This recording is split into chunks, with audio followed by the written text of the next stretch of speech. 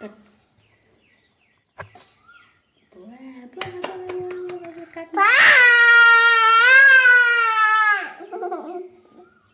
बड़ा बड़ा ऐसे रख यहाँ रख अमला पर रख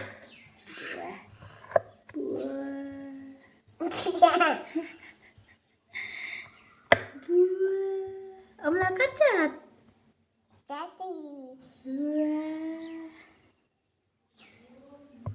अमला नकाटी गर्नु ल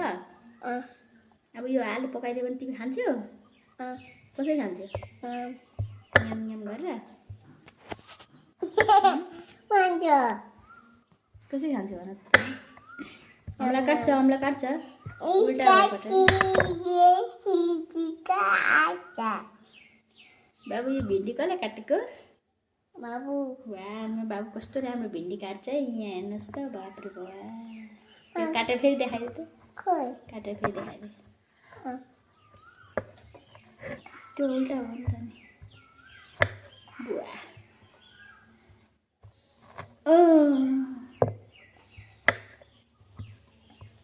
भयो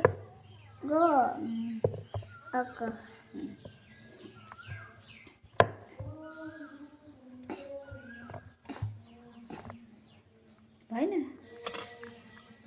अब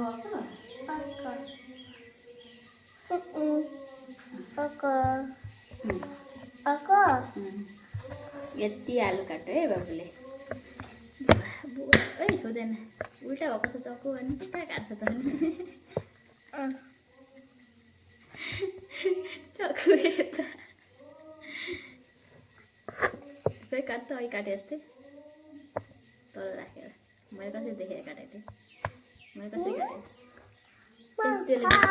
यसले डिस्टर्ब दिएछ ले नि त म राखिदिन्छु ले यता गाईले खान्छ नि त काट्न त त्यो होइन उल्टा भयो नि त चक्कु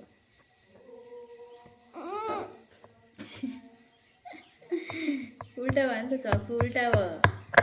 चक्कु नि त उल्टा भयो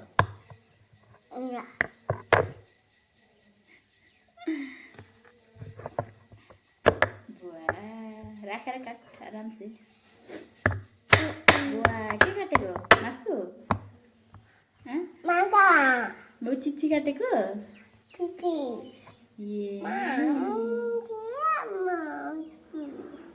चिच्ची काटेको हाई भन्दै हाई हाई खोइ भन्नु ओ आज काट्छ नि त त्यस्तो गर्नु हुँदैन काट्छ बुवा बाबुले काट्यो बाबुले आलु काट्यो यहाँ राखेर यहाँ यसो गर यहाँ राखेर 1 2 3 4 5 6 7 8 खोइ 9 10 भयो नि त बुवा बाबुले कति आलु काटेछ नि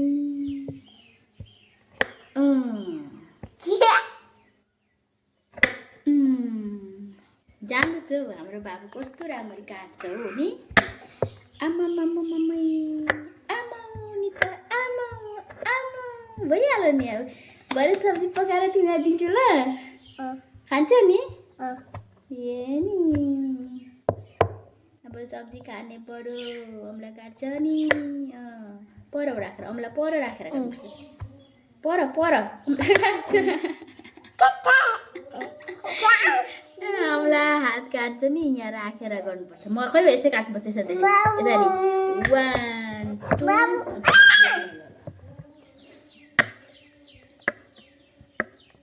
10 दिँदै गर्नु पर्यो नि बाबु ठुलो भएपछि पकाउँछ नि त नि पकाएर खुवाउँछ नि नि कसलाई खुवाउँछ पकाएर मारा पापालाई मात्रै बाबु तिनीहरूलाई मात्रै अनि अजीलाई अजीलाई मात्रै दिन्छस् अजालाई दिदीलाई पनि अजीलाई दि अनि बाबु आम खायो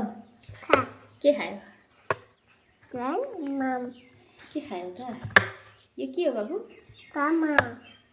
बोक्रा भने आलुको छिल्का हामी छिल्का छिल्का यो पसिना निक्ल्यो त बाबुलाई काम गरेर कति पसिना आएर नि यी छिल्का आलु छिल्का खा खाँदै रहस् त्यसो भए तैँले काटेको आलु खा नि त ल बर्फी हो खा खाँदैन भयो बाई बाई भन्दै बाबुले काट्यो अब यो सब्जी म पकाउँछु नि त भयो ल पुग्यो ल ल भयो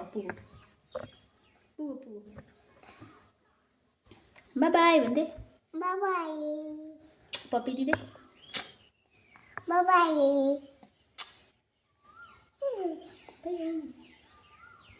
पप्पी दिस्